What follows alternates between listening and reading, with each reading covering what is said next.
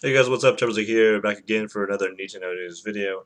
First thing we're going to talk about today is we're going to be getting some new Xbox Games with Gold free games. Of course, through Games with Gold having a subscription to the Xbox Live service, and we're going to be getting 4 games, 2 for the 360, 2 for the Xbox One, is usually how they do it. And this is going to be obviously for February, since we're just a few days left in for January, and then we'll be into February. It's going to be about $75 plus in value of these 4 games that you're going to be able to get. So the first one that you're going to be able to get is Hand of Fate for the Xbox One. It's some sort of card game. It's a very unique card game. Nothing really has ever been seen before like it.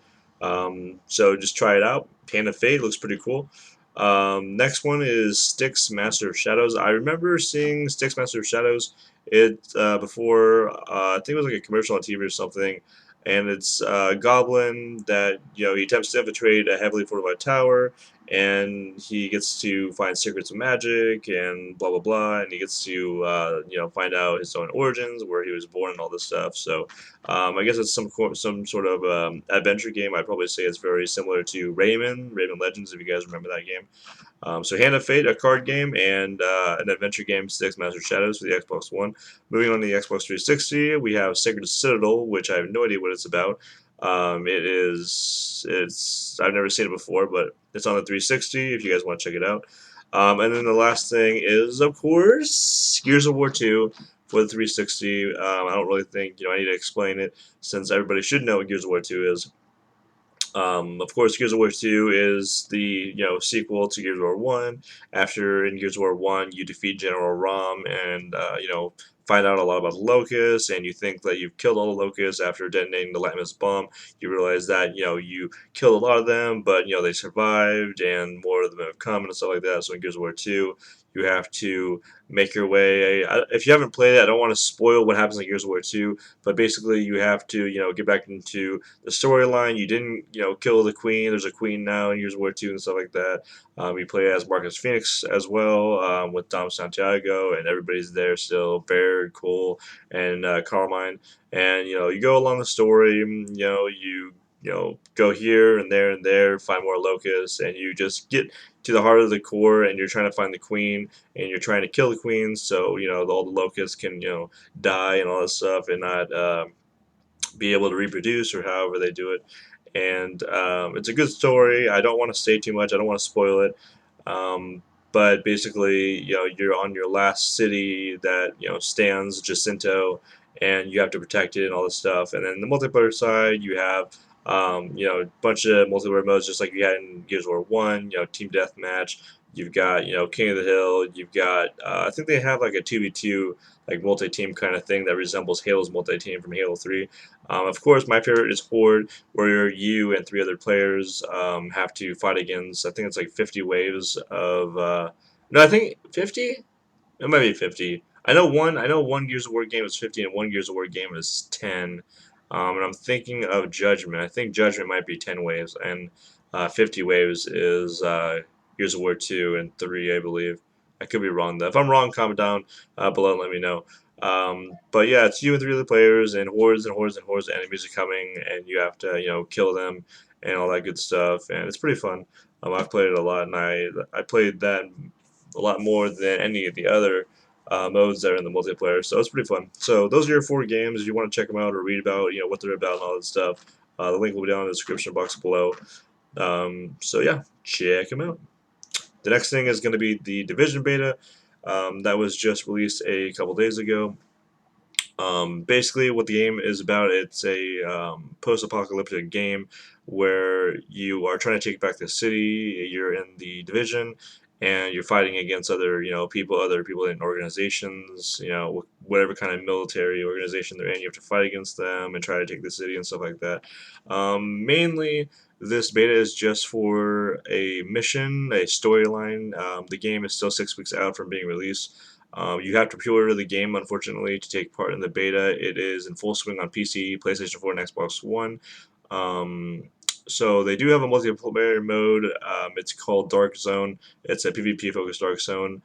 Um, so what GameSpot has done is they've detailed a whole entire article to help you play. If you've never seen gameplay of the division or you haven't played it at all, then they give you some tips and tricks on how to play it and stuff like that.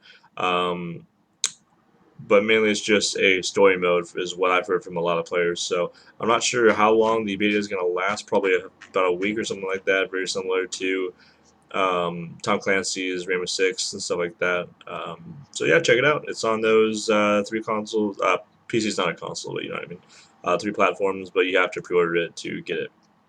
And then my favorite thing here is going to be in Destiny. Of course, with Valentine's Day coming up, you know that they're going to be coming with some sort of mode, and it's actually going to be a playlist called a Crimson Doubles multiplayer mode, which you have to party up with somebody. There is no matchmaking system in the mode because it's Valentine's Day and all that stuff. They want you to actually get one of your buddies or one of your girlfriends or whatever and go into matchmaking and beat the other team. The format is very similar to Trials of Osiris, where it's a round-based game. You have to win 5 rounds to win the whole entire game. But pretty cool thing with it being Valentine's Day is that when you die or when your teammate dies, you give them a buff or they give you a buff. So if they die, then they give you a buff. Your armor goes up, the damage that you do goes up, just everything goes up basically. And then that lasts until the round ends or until you revive your teammate basically. So it's going to be from February 9th to February 16th is when it's going to end. So that's actually a pretty good time. It's not just a 1 day thing. It's 9th through the 16th, so that's a good amount of time to get your emblems, get your rewards and stuff like that. So yeah, they do have a lot of stuff that they're going to be giving away if you do good in the Valentine's Day playlist. There's going to be special rewards. There's going to be a 320 light level maxed out ghost shell that you're going to be able to get, an emblem. There's going to be a bunch of emotes. There's I don't know if there's 6 emotes. There might be 6 emotes or not. But there's also something that you can consume, and it'll last for 30 minutes, where you and your teammate will be able to get like double XP basically. Also, in the quests that they're gonna have for this Valentine's Day playlist, you and your teammate can work on them together. So if you get 5 kills with that, then that's also going to go towards their quest as well, if that makes sense. And also they just put out another weekly update where Bungie talked about this and a bunch of other stuff. So that will be down in the description below. They're doing rollout testing for the Iron Banner event that's going on right now. They're also testing the servers that they're going to put in, so the connection is going to be better for multiplayer, since a lot of people have been complaining that their shots aren't counting and the connection is just really bad. Also, one thing they did not mention in the weekly update, but they did put this on Twitter, is that the CEO of Bungie, Bungie's president, stepped down, and a new CEO had been named. So that's a pretty big deal. Interesting to see how Destiny's going to change at all if the CEO, the new one, doesn't have the same philosophy and plan as the old one did. Kind of surprised, with Destiny's success and them working with Activision, that the CEO stepped down. So I don't know why he did that, but I'm sure he's going to release a statement in the near future. Now, getting away a little bit from gaming news and all that stuff, with Justice League movie coming out late in 2017. A lot of people have, wondered when the 2001 Justice League cartoon that was on Cartoon Network before was going to come back. If you guys remember that, it actually is coming back. It's going to be on Cartoon Network. It's going to be called Justice League Action. It's going to resemble Teen Titans Go. If you remember, they had a Teen Titans cartoon around the same time back in 2001, and basically they've like dumbed it down, like made it more kid friendly and stuff like that. Same thing with this new Justice League thing. They're dumbing it down, making it more kid friendly and stuff like that, making it more goofy. Each series or episode will be 11-minute episodes, and it's going to just follow the format of Teen Titans Go, basically. Each episode will jump right into the action since it's only 11 minutes. They're not going to do too much talking. Kevin Conroy, the voice of on Batman the animated series, is going to return for the Dark Knight in the cartoon and stuff like that. So if you're interested in that, that's going to be happening. And then last thing to talk about is Team Fortress 2, since I know a lot of people are a fan of Team Fortress 2. So 8 years later, this game has been out for 8 years. They're going to be adding a new competitive matchmaking playlist in. And I probably shouldn't say new since there actually hasn't been a competitive playlist because if you guys didn't know, the game doesn't actually have like a playlist. You can basically what GameSpot says is you can either use a server browser to find a specific server to join or opt to have the game find one for you. So those are your only two options to find people to play against since it's not, really a matchmaking system. It's not going to match you fairly. Like if you're doing really good, it might match you against players that are doing really bad on your team, and then you'll get matched up against the other team, and they're going to have a bunch of people that are good and stuff like that. So that's why Valve is thinking of putting in a competitive matchmaking playlist so they can have fair matches. Maybe they're going to rank it. Who knows? But Team Fortress 2 is the top most played games on Steam, so that's why they're still trying to update and stuff like that. So I know there's a lot of fans of Team Fortress 2. It's an old game, been out for 8 years, and I always hear from time to time people talking about the game and stuff like that.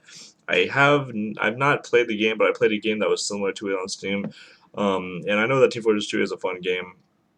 But that's going to do it for the news. But one thing I did want to add is if you guys didn't know, the X Games is going on right now. We have, Call of Duty, Black Ops 3, Dota 2, League of Legends, Counter-Strike Go, and of course Halo 5 Guardians there right now. Of course, I'm watching Halo 5 Guardians. It's in Aspen, Colorado. It is Mountain Time is how they're going by things. So um, right now we're going to be having Team Liquid going up against Epsilon, and then it's going to be going until 8 p.m. 8 p.m. Mountain time. So you guys do the difference. If you live in Eastern or Central or Pacific Standard Time, that's how they're going to be doing it. There's going to be Team Liquid versus Epsilon, and there's going to be 3 games after that. One of the biggest is going to be Evil Geniuses versus Renegades. Surprisingly, Evil Geniuses got 3-0'd by Counterlogic Gaming. Very surprised by that. And then a European team, Epsilon, 3-1 the Renegades, which was also really surprising since European teams usually pale in comparison to North American teams, especially when they come over here and they have jet lag and all that stuff. But anyways, that's going to do it for the news. X Games is going to be going on for another day. Yesterday, today, and then tomorrow. I believe tomorrow is going to be the championships finals. So it's going to be going on until 8 o'clock Mountain Time. So that's going to be 7 Pacific Standard Time, which is going to be 9 p.m. Central, and then 10 p.m. Eastern Standard Time. I think I did that math correctly. Anyways, guys, hope you enjoyed this video, and I will catch you guys later. Have a good day.